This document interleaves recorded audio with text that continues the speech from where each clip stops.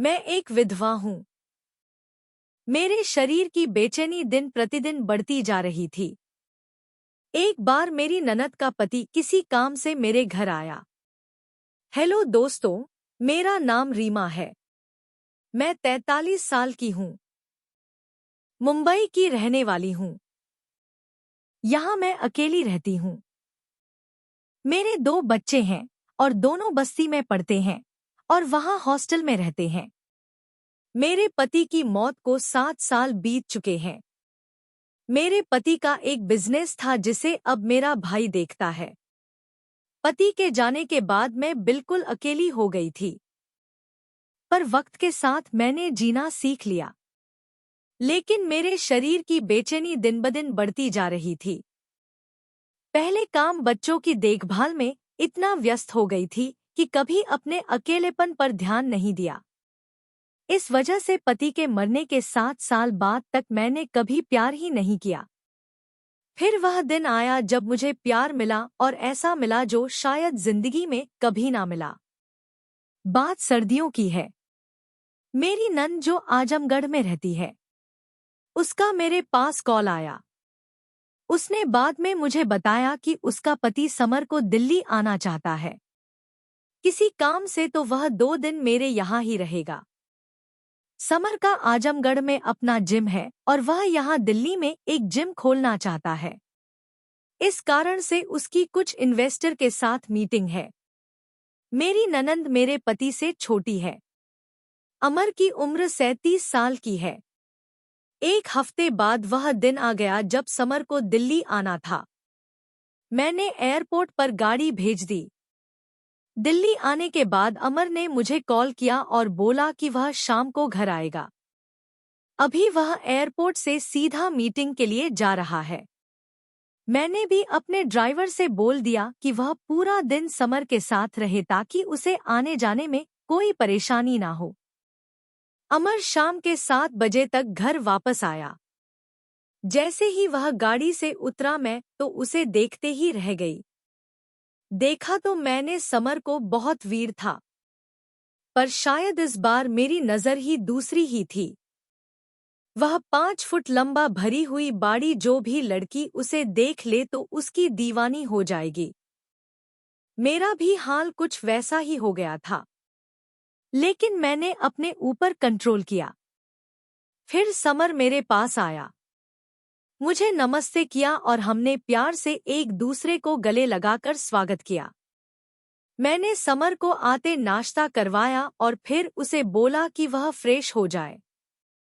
करीब आधे घंटे बाद अमर कमरे से बाहर आया तो वह शार्प्स में था। हम दोनों थोड़ी देर बैठे और बात करी। एक दूसरे से उसने बताया कैसे उसकी मीटिंग सफल रही और कल भी उसे जाना है। वहां मैं भी अपनी नंद जानवी की खबर ली। उससे हम दोनों 5 साल बाद मिल रहे थे। तो बातों बातों में वक्त कब बीत गया पता ही नहीं चला।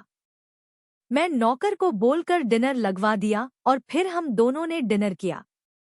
डिनर के बाद अमर अपने कमरे में चला गया और मैं अपने काम में व्यस्त हो गई। करीब 11 बजे नौकर भी चले गए। अब घर में समर और मैं अकेले थे। मुझे लगा शायद समर थका हुआ होगा तो सो गया होगा। मैं अपने कमरे में आकर कपड़े बदलकर नाइटी पहन ली और शीशे के सामने खड़े होकर अपने आप को निहारने लगी। मैं अपने शरीर को निहार रही थी कि अचानक दरवाजे पर किसी ने दस्तक दी। मैंने दरवाजा खोला तो देखा समर खड़ा हुआ था। जैसे ही समर ने मुझे देखा तो मैं उसकी आंखों में चमक महसूस करी।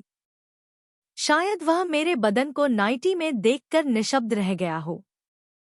फिर कुछ देर बाद बोला, माफ करना भाभी, मुझे नींद नहीं आ रही थी तो सोचा आपके साथ बैठकर बात कर लूं, पर अगर आप सोना चाहती हो तो कोई नहीं, हम कल बात कर लेंगे। मैं बोली, अरे नहीं समर, मैं तो बस ऐसे ही रूम में आ गई थी, चलो बाहर बालकनी में बैठकर बात करते हैं। समर से मैंने वाइन के लिए पूछा तो उसने हाँ कर दी और मैंने वाइन 2 गिलास में डाली और बाहर बालकनी में बैठ गए। हम दोनों की कुर्सी बराबर में थी। समर बोला, भाभी आपको देखकर हमें बहुत हिम्मत मिलती है। कैसे आपने सब कुछ खोने के बाद भी अपने आप को टूटने नहीं दिया और अच्छे से सबको संभाल लिया। घर, बच्चे, कारोबार में, और जानवी हमेशा आपको देखकर गर्व महसूस करते हैं। मैं बोली, अमर, यही जिंदगी है। किसी के जाने से जिंदगी नहीं रुकती। अपने आप को खुद संभालो और आगे बढ़ जाओ। वैसे तुम और जानवी वहां आजमगढ़ में खुश तो हो ना? मेरे पूछने पर अमर खामोश हो गया। मैं बोली, समर, क्या हुआ? खामोश क्यों हो गए? क्या तुम लोग वहां खुश नहीं हो? कोई परेशानी है तो मुझे बताओ, मैं मदद करूंगी। आखिर केशव की मौत के बाद तुम दोनों मेरी जिम्मेदारी हो। समर वाइन पीते हुए बोला, भाभी, सब कुछ बहुत अच्छा चल रहा था। जानवी बहुत खुश है वहां, और अब तो हमारा बेटा भी है जिसने खुशियां दुगनी कर दी है। मैं बोली, और तुम, क्या तुम खुश हो? समर बोला, पता नहीं भाभी, पर मेरे बेटे के जन्म के बाद जान भी बदल गई है। वह प्यार जो मुझे चाहिए वह मुझे उससे नहीं मिल पाता है। हमेशा घर के काम, बच्चों की देखभाल, शायद अभी यही उसकी लाइफ है। जो जानवी का प्यार था मेरे लिए, अब वह कहीं खो गया है। मैं समझ गई थी समर की तकलीफ को। शायद यह भी उन मर्दों की तरह जिंदगी जी रहा है जो अपनी वाइफ के साथ रहते तो है, पर वो प्यार और जरूरत के लिए बाहर ही सहारा ढूंढते हैं। मैं बोली, समर, मैं समझ सकती हूँ कि प्यार के बिना जिंदगी कैसे अधूरी हो जाती है। मैं वह जिंदगी जी रही हूँ और मैं नहीं चाहती कि तुम ऐसी जिंदगी जियो, इसीलिए मैं जानवी से बात करूंगी। समर बोला, नहीं भाभी, ऐसा मत करना वरना उसे लगेगा कि मैं आपसे उसकी बुराई करी है। आपने सही कहा, शायद यही लाइफ है। वैसे भाभी, आप 7 साल से अकेली हो। क्या आपको कभी किसी की जरूरत महसूस नहीं हुई? क्या आपको नहीं लगता कि आपको भी जीना चाहिए और प्यार आपको भी चाहिए? अब चुप रहने की बारी मेरी थी। थोड़ी देर चुप रहने के बाद मैं बोली, अमर, कमी तो बाद में बहुत महसूस होती है। 7 साल से अधूरी जिंदगी जी रही हूँ, सब कुछ है मेरे पास आज, पर फिर भी अकेली हूँ। समर बोला, भाभी, अगर बुरा ना माने तो पूछ सकता हूँ, क्या भाई के जाने के बाद आपने किसी के साथ प्यार नहीं किया? मैं बोली, नहीं समर, समाज और जिम्मेदारी के डर से कभी हिम्मत ही नहीं पड़ी। अमर बोला, क्या आपका मन नहीं करता?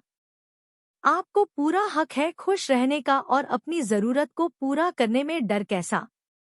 इस बात के बाद हम दोनों के बीच खामोशी पसर गई। मैं कुछ नहीं बोली। करीब 1 मिनट बाद मैं अपने हाथ के ऊपर अमर का हाथ महसूस किया। मैंने कोई प्रतिक्रिया नहीं दी। मुझे मेरी ननद का ख्याल आया और मैं हाथ को छुड़ाकर वहां से उठकर और अपने कमरे में आकर कुंडी लगा दी। मेरी धड़कन बहुत तेज चल रही थी। कुछ देर बाद दरवाजे पर दस्तक हुई। मैं समझ गई थी कि यह अमर ही है। लेकिन कुछ देर बाद मैंने दरवाजा खोल दिया। समर बाहर खड़ा हुआ था। माफ करना भाभी, मैं आपका दिल नहीं दुखाना चाहता था। पता नहीं कैसे मैं यह सब कर दिया। आप मुझे माफ कर दीजिए। वह बोल ही रहा था। मैं उसे अचानक से प्यार कर लिया। शायद मेरे इस अचानक की हरकत से वो हैरान था। लेकिन कुछ पल बाद वह मुझे प्यार करने लगा। फिर हम नहाकर सो गए। कसम से करीब 7 साल बाद इतनी सुकून की नींद मिली थी।